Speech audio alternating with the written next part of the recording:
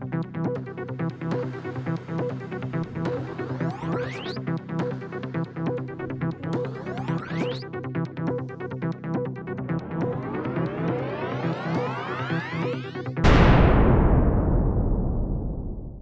to another episode of the NeuroMarvels. Dana and I cannot contain ourselves. As you see, we are, and here we are the consummate professionals. Always. Yes, always, yeah. Always. Yeah. But we, for the audience, we were talking about the separation anxiety that my dog has. And Dana was, commenting on how interesting she thought that was, that I'm a psychologist that has a dog with serious separation anxiety. And so we were talking about CBD treats. That's a good transition to our episode today on ADHD. And my dog that I used to have totally had separation anxiety. So the take-home message here is we work really well with other people, but we can't apply to our own lives at all. Okay. Oh my gosh. Well, hi everyone. Welcome back to another episode. Yeah. Dana and I really wanted to talk about attention deficit today because we're seeing an explosion of adult diagnoses actually in ADD and ADHD. And so we really wanted to just have a conversation about it today. But maybe we can just start, Dana, on what attentional problems actually look like. Yeah, so you had gotten the DSM out, and so there's what the DSM, there it is. Woo! Except now there's a text revised, so you need to buy a new one. But yeah, it's pretty much the same. Even though I think I was laughing so hard when we were talking about anxiety, and then we were going to talk about ADD because I think it's just a really good way to cope with a lot of the stuff is through humor and those kinds of things, right? Amen. Yeah. And I will oftentimes say ADD, even though it is ADHD. There used to be an ADD in the DSM, and they've returned the H to there. But the H is really the hyperactivity part, which you can see in adults, but that tends to be more in kids. And usually by the time people reach adulthood, the hyperactivity part isn't there, or it looks different. So instead of being physically hyper, maybe someone's mind races a lot, and that can be with that. So it's not necessarily as evident by the observer, right? But attention deficit hyperactivity disorder, it sounds horrible, right? Yeah. Everything in the DSM is disorder, but the deficit part to me always rubbed me the wrong way. Part of it is because these kinds of things really exist along a continuum. So any of us, everybody knows what it's like to not be able to focus on something, right? And usually what grabs people's focus, it can be something external, right? Like we're having our roof work done and they're doing a bunch of other stuff for the house. And if there's a day where they're banging a lot, I have a really hard time focusing on anything. So the distraction becomes the deficit, right? So there's something that can cause that. Moving, right? Where your whole world is turned upside down and you've lost all routine. We've talked a lot about the importance of routine on this podcast. Yeah. You don't have that routine. You're starting a new job. You're going to a new school. You're going from high school to college and all that structure is missing. Now you're dealing with all that stuff shifting. And it's like an external version of the deficit, right? Because it's not the way it was. Diagnosable ADD or ADHD is really thought to be, certainly those distractions can grab someone's brain who really is ADD. And then there's also something different about the way the brain works, that you can distract yourself better, or it's really hard to focus on one thing for a period of time, especially if it's something you're not interested in. And we'll talk about kind of hyper interest in a little bit here. But this can look really different in adults. It can look at impulsiveness, like someone all of a sudden saying, well, I want to do this thing. And you say, wait, you haven't thought it through. Or disorganization is a huge one I see with adult clients. They either are completely disorganized or they're hyper organized. They're basically imposing that structure on their life, and they've figured out, organizing really helps me do that. But more often than not, I see adults that have really hard time organizing. Mm-hmm. Time, you'll hear these things like poor time management, and it really means time gets away from people that are ADD, like especially if you get really focused on one thing, you're not aware of how much time passes, like that hyper focus.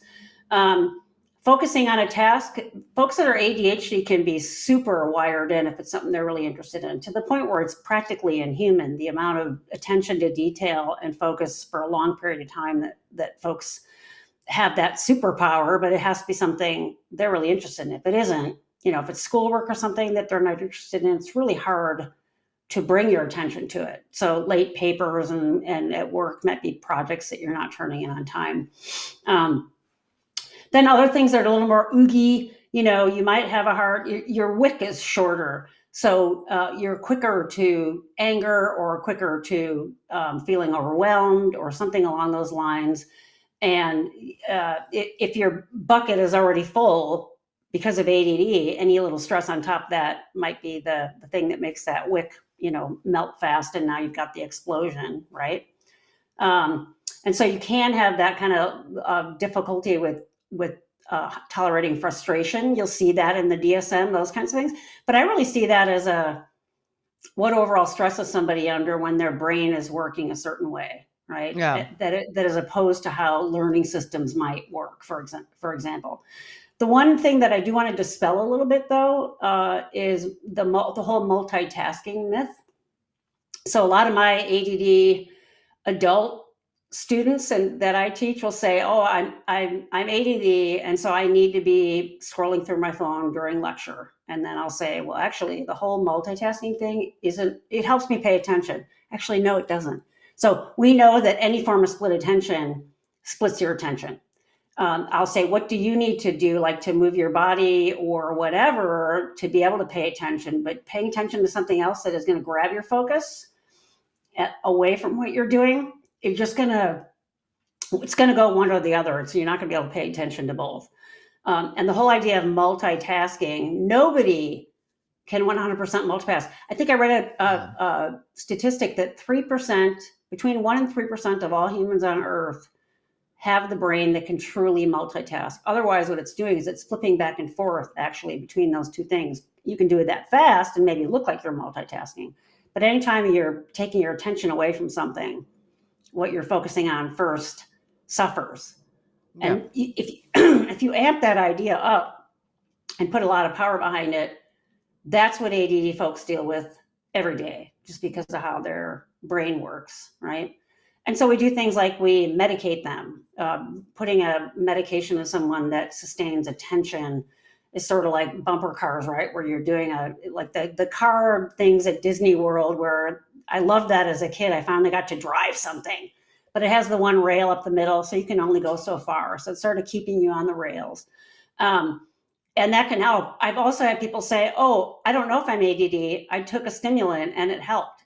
Everybody will do better with attention with the stimulant, whether you're ADD or not. The question is, what are you like when you're not medicated? I mean, it can somewhat be diagnostic if it really helps you concentrate, and then when you feel it wearing off, you're really having a hard time. That can be somewhat diagnostic. But we're really talking about a pervasive, lifelong difficulty sustaining, and I hate these words, right? Sustaining attention.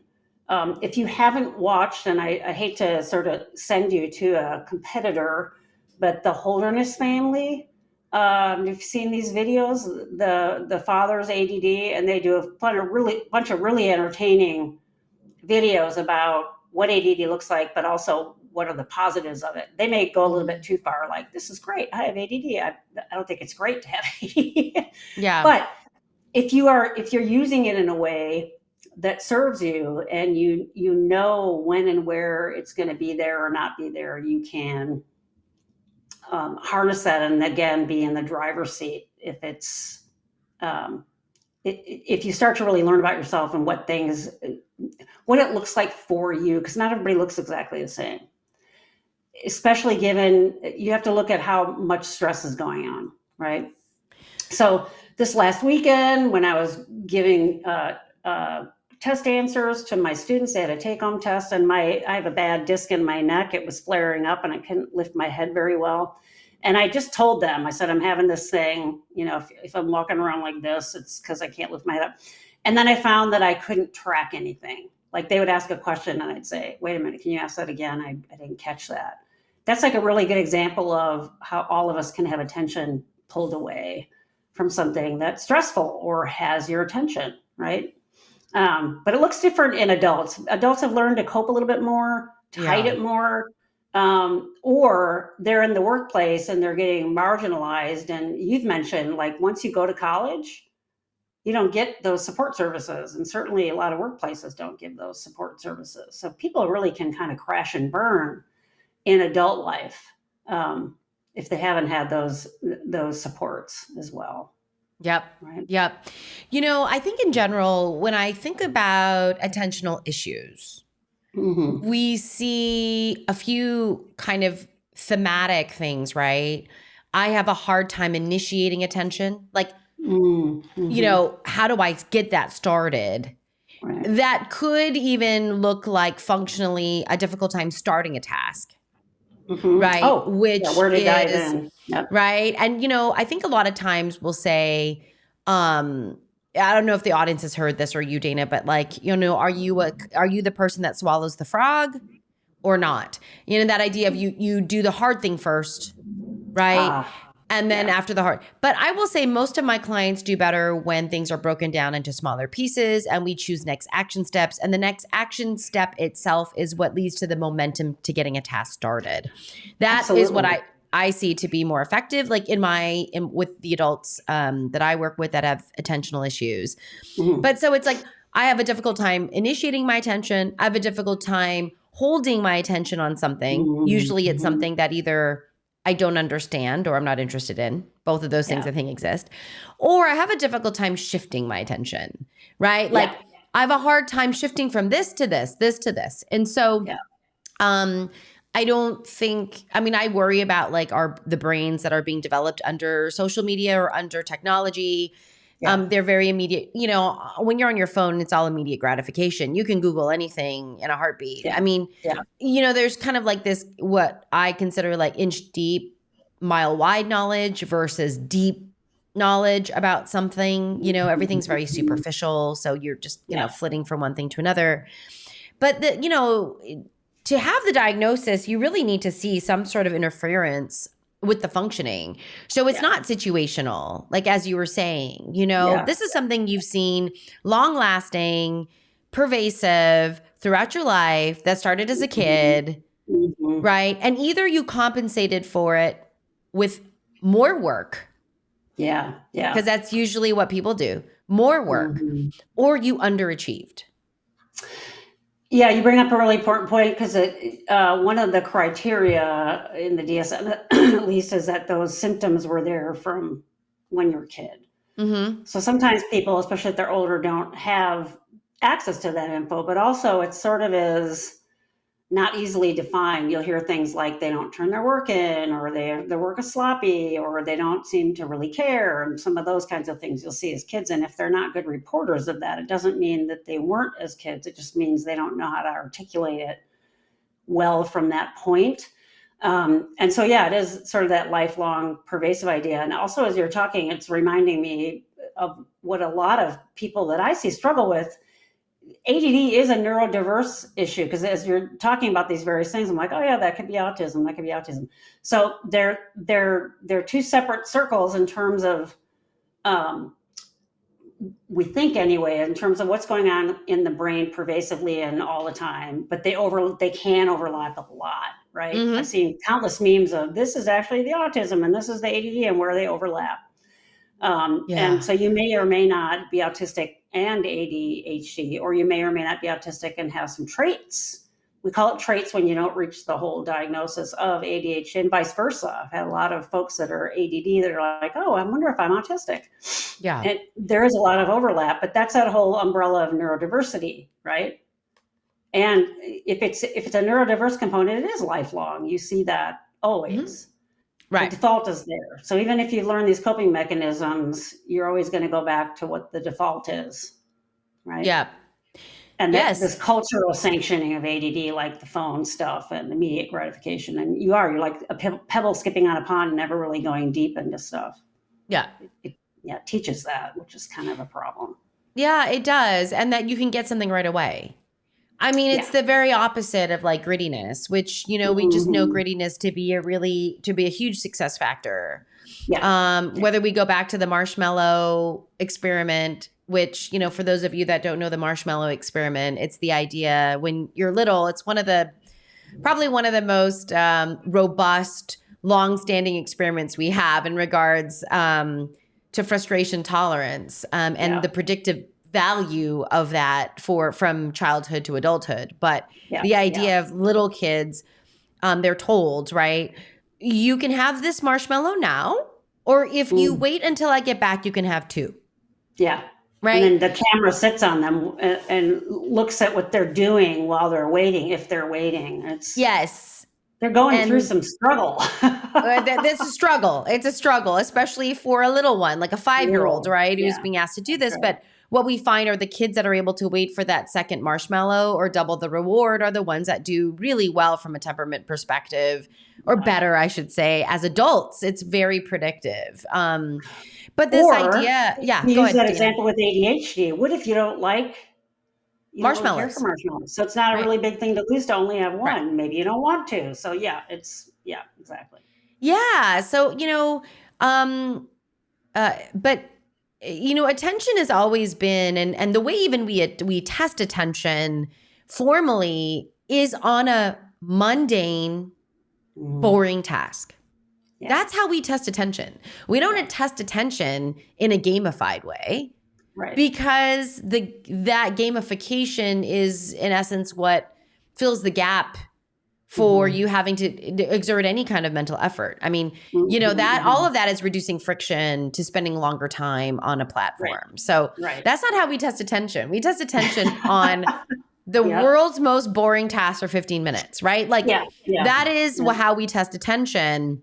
And so, with this kind of explosion of ADHD and ADD, and, I'd say ADHD because it's the formal diagnosis. Like the formal diagnosis is ADHD with different subtypes, or predominant type. So forgive me because I don't mean to say everyone's ADHD, but that is the formal diagnosis. The term being used, I think just for us to understand, like, is it a trait? If it's a trait and you're an adult, you've probably compensated. Can you do something about it? I mean, it's environmental change. It's, but how do you build grittiness to stay on something? Yeah, it's that's where that self-awareness comes in too. I think why it's so much harder when you're a kid, because you have to do certain things. You're going to have to do things that you're not interested in, but also to be able to recognize what those are. So if I know when I'm studying for something, I can say to myself, oh, having the TV on is, it's more entertaining, but I know that it impacts my ability to sustain attention on something, especially something that I'm not interested in. I can tune it out when I'm totally interested in something. But if I'm trying to learn something that I'm not that interested in, but I have to learn it, I have to have that complete attention. And for me as a kid, I don't consider myself the diagnostic full-blown version of it. I think for me, it's more about an autism, that overlap piece. Yeah. But to try to, reading was really hard for me. I had eyes that didn't line up, and there was a lot that went into that. But or reading, for the first time reading novels that didn't have pictures in them, I was just bored. And it was torture to sit there and try to read that. We didn't have audiobooks then. That would have changed everything for me if I could have listened to something instead of having to read it, or at least do it at the same time. Yeah. And so those are the kinds of things you'll see where I think it frustrates family members too. You get those things like you're not trying hard enough, or just sit still and pay attention. You don't understand that you're actually asking that brain to do something it doesn't have the capability of doing. Yeah. And now we're seeing some things that are really cool that are starting to emerge that are different for that. I love this picture that some colleagues of ours on the East Coast have. The one autistic psychologist, they posted a picture of her looking at her computer, doing some work, but she's crouched kind of like Gollum, but she's sitting on top of this stool that's actually higher than the computer itself. And it's just like what her body needs, and she can work like really well like that. But it's just a picture of her doing that. That would look so uncomfortable to anybody else. And it goes so against what we tend to do to kids in school, right? Yeah. And not even just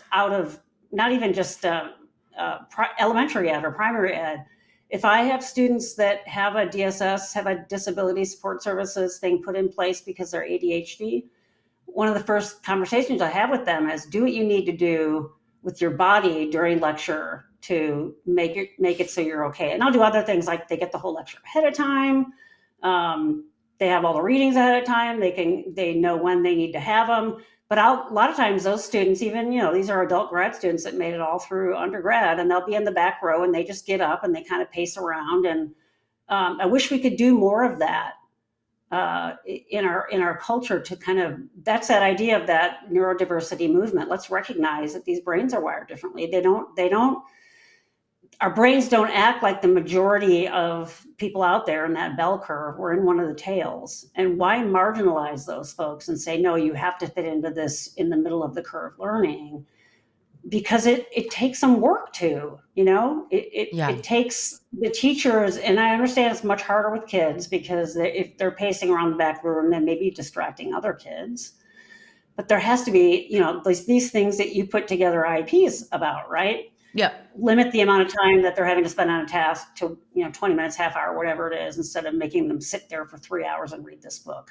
I mean, you have to change the environment again to fit that brain, and it's an arduous process. I get a lot of people that are undiagnosed as kids come to me as adults. They don't know what's going on.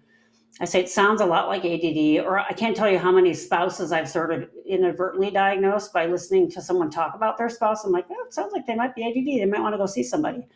And the complaints are the same as like you'd hear a teacher complain about a kid in the classroom. Spouses or partners are saying like, oh, he's so disorganized, or we can never get out of the house on time, or why is she doing that when we have to leave the house right now, right? Yeah.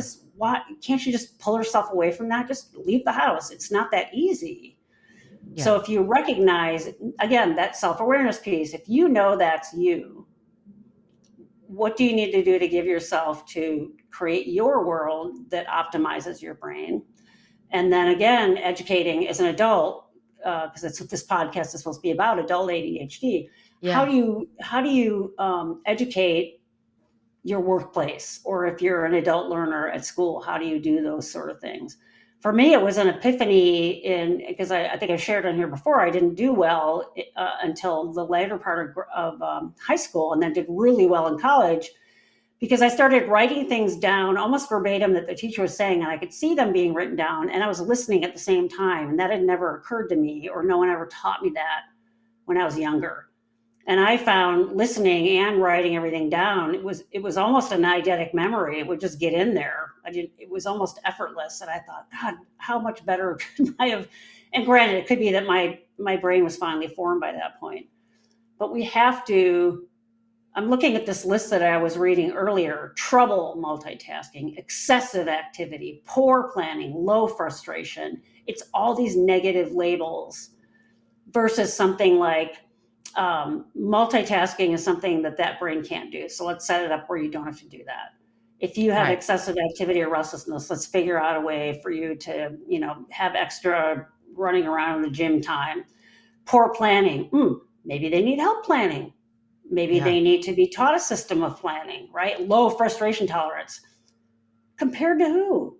So let's teach this kid or this adult to recognize when they're frustrated so they can say to the other person, I think I'm about to explode here. I'm frustrated. And then you can say, oh, okay.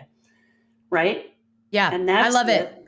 I mean, I think the reframe is important because it's like, if you look at the three areas of the way, it's oversimplified, but the way attention works, right?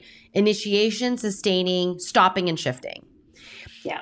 If you look at those areas, what you can say is, wow, it's really hard for this person to plan ahead.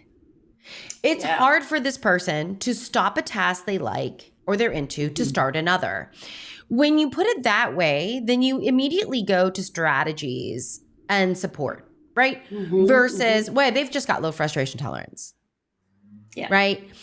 And, I think, reframing, changing narratives, it's not some juju hoo-hoo stuff. Right. It's not just like, and you and I, we bag on positive psychology quite a bit because I think there's a piece of us that really, kind of say, but you can't look at everything through a rose-colored lens. There are things that are really challenging, and how do we address those? And I think, if you're an adult who's struggling and you haven't been diagnosed, it means that you have compensated throughout your life because you're here now. Right. So the question is, how do we reduce friction and reduce suffering for you? Like, it's not fixing you. It's how do we make things feel better to you so that you have resources left for other things? Or maybe it's problem solving something so that you're not always in conflict with people that depend on you or support you or that you share your life with. I mean, that's where I see ADD and ADHD for an adult to be quite destructive, actually, and it's relationally. Yes. Yeah. And oftentimes in that relationship, turning to substances is really, really common in adult ADHD. Very much so. Very much so. Yeah. Yep. Yeah. And I would imagine some of those attention features and, if the house is perpetually a disaster and those kinds of things can really cause strain on any relationship. Yeah. And then it becomes, how do you name it? How do you have both of you see it in a way that those things are actually named? So you're repeating, this is not how my brain works. This is not how my brain works. This is how it works, and accommodating it in that way. And I think that's what's really great about it falling under the neurodiversity umbrella, because it really is starting to shift that narrative. And I think people are starting to look at it differently rather than it's just this, there's this thing you should take medication for and there's something wrong with you. And we're going to give you medication to align you with how everybody else thinks. Right? Yeah. Yeah. And then positive parts of that, like I've seen lists upon lists about people through history that have done some really great things who were neurodiverse. So it's not all this negativity. What else was going on there that had those people excel? Someone like Einstein was a white dude, and so he had a lot of privilege there, but it was really, those systems were okay with all these eccentricities because of this hyper awareness and things that those people can do. Why was that allowed in that particular instance, for example? Why? Yeah. And you can go back and look at that, the context for that. And he drove people crazy. He says, if it weren't for my wife, I never would have been able to do anything. She's the one that kept everything organized for him and where to go at what time. And so I always liken it to, if you look at a house that is framed, all the framing's up, and then you basically layer on top of that. It's like a skeleton, and that's what makes the house. ADD and neurodiversity in general, when you see buildings downtown that are getting refaced, they'll put that scaffolding outside the building. That's what has to happen in ADHD, because you don't have that internal framing. So It becomes, how do you get that scaffolding on the outside to sort of hold those things and to get as much scaffolding as possible, so you're most likely to be able to succeed on any given day, knowing that there's going to be days where it's just not going to go well. Yeah. No matter what. Right. Yeah. I mean, this is the difference between intention and action, right? Yeah. I intend, and how many times do I work with adults, neurodiverse adults, that it's like their intention is always good. My intention was to follow that schedule. My intention was to not spend money. My intention was but there wasn't enough support. And in your example, scaffolding. Yeah. In order to make that intention an action. Right. And that's where I feel like things break down. Usually when the intention is there, but the skills are not there yet. So I'll use that growth mindset word yet. It's because the support wasn't enough or Or right. wasn't right. Yeah, that's what I was thinking when you said support. I'm Yeah. like, ooh, if it's rigid and it's prescribed by the Right. neurotypical folks, Right. It's might not not go so right. well. Yeah. Yeah. So, or, maybe that intention or that goal needs to be a smaller goal, Yeah. Yeah. and so that's why, when I was like that kind of idea of swallow the frog, swallow the toad, that idea of I do the hard thing first, that is usually not actually you for maybe neurotypicals, that can be something really successful. I will say that is a very, I do use that strategy for myself. Yeah. And while I have some ADHD traits, Yeah. and I've got some traits of stuff, right? Mm-hmm. I can really pull myself right Mm-hmm. into doing that. Like if I put my mind to it, I can do that, which that's not something that I think someone who struggles with this can do. It's not about putting your mind to it. Yeah, when you Right. were talking about the starting place thing Yeah. earlier, a visual of a zipper came into my mind. Think about a zipper that you have to get that little thing in the hole. And if you have a persnickety zipper that Oh, won't get in there and you keep trying, that's what it feels like if you don't have the starting place. And once you have the starting place, you're like, "Zoop," up it goes. love it. And so, Yeah. yeah, that's that kind of thing. Like, I can't just jump into a task that I have no lead in point for. And I Yeah. can look back in my life and think about the ways I would always be so optimistic. The intention at the beginning of every beginning of school year, I'd have the bright, shiny new books and folders and new pens and get all excited about it. And then as soon as I got a little bit behind, it was over because I didn't know how to jump back in, or there wasn't a structure to put me back in. And I even still do that at work, at my teaching job. If I have a task given to me, I will say, I need a little frame. I need a starting point. And Yeah. if it's not readily apparent to me, I'll say, can you just talk this out with me so I know where to begin? Right. And that's a great example. So we can't just jump into the pool and not a swim. We have to start at the shallow end and we have to have a path to get to there. But that means if we do it that way, we can get in the deep end and do just fine. Right? Yeah. And sometimes, like I say this a lot in my practice, is just longer runways, softer landings. We Yeah. need the longer runway to get there. And that needs to get set up, I mean, next action steps, David Allen, like I love getting things done system by David Allen, which is like, there's a place and a time to do things, which I love, right? You can't respond to email while you're driving, right? You're not in the position to do that well. So you wait to be in those places. And the other is like the next action step is truly the next action step. And so many of my, college students or professionals that need to write, which tends to be an overwhelming task for many because writing is a hard thing to do. The next action step on writing inevitably for us is like turn on your computer. Yeah. That's your next action step. What you can do. Yeah. With your next action step being open up Microsoft Word. With your next action step, right? So to do that, Instead of getting paralyzed by I don't even know how to start, right? Right. Like I don't know how to write an essay from top to bottom. It's like I'm out. And it's like, but you know how to turn on your computer. You know how to open up Microsoft Word.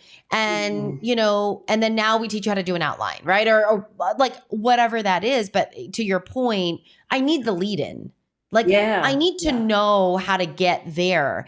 And that's an executive functioning piece. Like, yes. And we haven't even talked about executive functioning in the midst of our conversation of ADD, ADHD, which executive functioning, meaning how do I pay attention to something very difficult? How do I bring it to my conscious awareness and create the steps, including the motor sequencing to do this thing, whatever that is? Yeah, I was thinking when you were talking about and permission to not have to do it all perfectly right away. So I think about the home improvement stuff I do. Oftentimes, the whole thought of it is overwhelming, but doing one step at a time in the process of trying to pull out an old gas fireplace that we have, and we're having to cut metal and this kind of stuff. And I'm like, okay, I did enough for today. I can't get it all done now, and I can continue the next day. But then also that if I don't have that planning, that sequencing of something that executive functioning does, it'll say, here's the entry point. here's what you need to keep doing, and here's the sequence you need to continue to plod along with. This is the proverbial, hey, make a peanut butter sandwich. And so you take the bread out and then you're like, oh, squirrel. I mean, because the attention is pulled away, or now you've put you put the peanut butter on your hand and you're like, wait, where did the bread go? Executive functioning makes sure those sequences happen and in the order they're supposed to happen.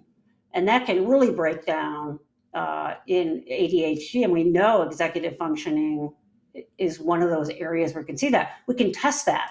We can do all kinds of tests that have been made up that test executive functioning. And that's where a lot of the issue is, or sustaining that is where the issue is. Someone could be plodding right along really well with their executive functioning, but a distraction pulls them out of it. And they can't just return to where they left off. They have to go back to the beginning. And especially in little kids, when you see that, they start to get pegged as obsessive. Oh, wait, you can't just pick up where you left off. You have to start over again. You did that already. Why are you doing that again? Yeah. It's because I don't know any other way than to start over again and see. Right.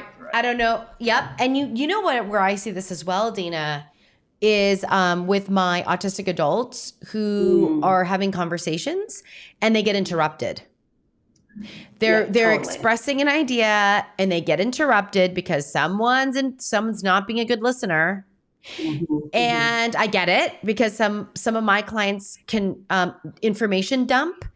And so it can really tax the patience of others. So I understand the relational idea of this. I'm not saying it's right or wrong. I'm just saying it's a natural kind of thing relationally. Right. But that when they're interrupted or their thoughts are interrupted, they got to start back from the beginning again. And then people are like, oh, you're scripting. It's like, no. They didn't finish. Yeah. So if you want them to finish, be quiet, zip the mouth, and listen. Yeah. Which is just another, I mean, obviously I'm in a luxurious position as a therapist because the session really is about the client. So I can listen for 20 minutes on an information dump. Right. So I think, this piece here is really, I guess in my mind as an adult, it goes back to the quality of life. How is this neurological difference that you have been wired with? Okay, this is not a choice. You've been wired this way organically. Yeah. Right? Yeah, you're not lazy or you don't care. But you do have, how can we empower someone in that position to be like, oh, there is movement to reduce suffering here? Yeah. That's really what we're talking about. How do we make life suck a little less? I mean, and we all struggle with that. I mean, I think, can life suck less today? Which is the very opposite of the self-help movement, which is stoicism and go own life, right? It's no. Yeah. Life sucks. How can life suck less today? Right? And that's just a funny way of looking at it. And you and I talk a lot about using humor. You and I use humor a lot in general. I mean, we could barely start our episode today without laughing because, you were, and I'm struggling today with this episode because we've mentioned in the other episode that my camera won't stay focused, and it's all I can do to not pay attention to it. It's sort of, you can see it, I'm feeling it. One of the skills that I also picked up, and I don't know whether kids could use this or not developmentally, but in a conversation, sometimes if I'm at work and we're having a group conversation, I'll actually write down what we left off on or what I left off on. Yep. So that when the conversation comes to a lull, I can go back to that and not have to start over. But I think for little kids, they have to do that because they don't have that fill-in development yet. And so you can teach, or I'll ask my wife if we're doing something and I'll say, what were we talking about again? And she'll say, oh, blah, blah, blah. And then I can pick up, it's ask the other person for the starting point again without it being the original starting point. Yeah, right? I call that bookmarking, which I know that many don't have the experience of a physical bookmark. I do. Yeah. Because of my age, but me too. That idea of how do you put a placeholder physical placeholder somewhere so that you know where you left off. I think, what complicates that piece, Dana, that I see is anxiety. The anxiety of not being able to finish my thought, the anxiety of not being able to communicate this, my anxiety of that, right? Or losing the thought. Yeah. Because anxiety will make you lose a thought quicker than anything. Quicker. It was so interesting. On my channel, I interviewed a developmental optometrist, and I'm, fascinated by the visual system because of its heavy input into our brain, right? 2/3 of our neurology is really wired for visual input. Yeah. And what he said was, under distress, in the fight-flight system, under distress, your peripheral system becomes very, very small, almost like a straw, and like seeing through a straw. And it just made me think, like, that is, I get it. Like, if you're about to be hit by a car or you're running from a bear, you might want to be very, you don't want a lot of visual information. You want to respond. But because we're not usually anxious in those situations, because those situations really aren't present for us, usually day by day, we lose all of this information. In those moments. But we're just physiologically wired that way. Like, that's just our, fight flight kind of arousal system that's, again, protecting us. So can you imagine a kid is dealing with this and anxious all the time, and they're basically going through school looking through a straw. And the teacher wants them to look over here, and they're like, wait, where is it? Because if you try to find that thing just through a straw, it's incredibly difficult. It's incredibly difficult and frustrating. So, so what is the episode about today? It's like, hey, how do we understand ourselves? What is really ADHD? Like, really, what does it mean? What does it mean to you? And what can you do to move the needle on the reduction of tension, conflict, suffering? Yeah. Like, because there are lots of beautiful ways to manage ADD and ADHD. Beautiful. And maybe what it means is someone helping you identify what that endpoint is and the plan to get there. Like, exactly. Yeah. And getting the support, you need. So it's not about this is not a moral diagnosis. Lazy, unmotivated, don't care. Yeah. This is really the way your brain's wired. So how do you lean right in and address it? Yeah, and some empathy, because I think when we say we live in an ADD culture, to your point that we started with all the distraction with phones and things like that, if that helps you as a non-ADHD person understand how easy it is to get distracted by that, that's what people that are ADHD or neurodiverse that's the way their brain works all the time. Yeah. Right. So being able to help, to help them slow things down, get that entry point, get that path articulated and so on. Yeah. And sometimes, like, this is what you need to be focusing on right now. They might even need help on, like, where to put the focus. This is where it is, and this can wait. So the other thing that people don't realize, and we didn't really necessarily get into this, not that we have to, but there are different subtypes or predominant types of ADD or ADHD. One is inattentive, which I always call the silent ADD because no one can see it, right? Yeah. Inattention is I have a difficult time paying attention, but no one knows that because my body is still, and my body looks like I'm paying attention, but my mind is distracted. My private world, my private space is not here. And of course, the hyperactive type, which we tend to see in, like, the physical restlessness of someone. But, by the time you're adults, you've probably compensated well enough to where your attention is inattentive, meaning no one sees it. Yeah. You experience the restlessness inside. Yeah. But it's not coming out physically through your body. Right. All of those, it's like the only way to get through that is through compassion and understanding, self-compassion and understanding. Because no one benefits from shame and judgment. That's right. Whether it's whether it's self-driven or not. That's such a strong statement. I'd like you to repeat it again. Which statement? Just kidding. That judgment and shame is really never a motivator and never helpful for anyone. If anything, and I'll rephrase it, it's oppressive. Yeah. Yep. It's oppressive. Yeah, and it really is not seeing that person. That's the only purpose it serves. I can't be made to deal with you, so I'm going to put you in this box and say there's something defective in you, and then I don't have to deal with you. Yep, that's right. Yeah. That's right. And maybe Dana, like in another episode, and maybe this is where people could leave comments, if they want, which is, do you want Dana and I to do an episode on strategies?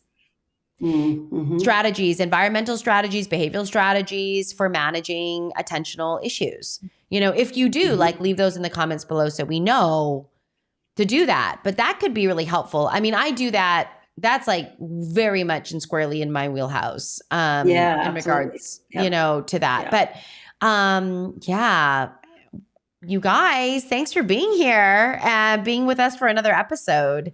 And thank you to Dana, who basically has been resisting the urge to fix her camera for about 46 minutes. Just saying. Pretty good. Yeah, it's pretty good. I would never have been able to do that as a kid. There's the difference. Yeah. Yeah. Dana was able to, even though she had to use some cognitive resourcing to ignore that stimulus, she made it through.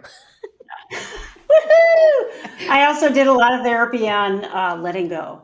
So I feel like we should go out with that with like Elsa. Let it go. Yeah, let it go. Okay. All right, everyone. We'll see you in the next episode. Bye, everyone. Bye.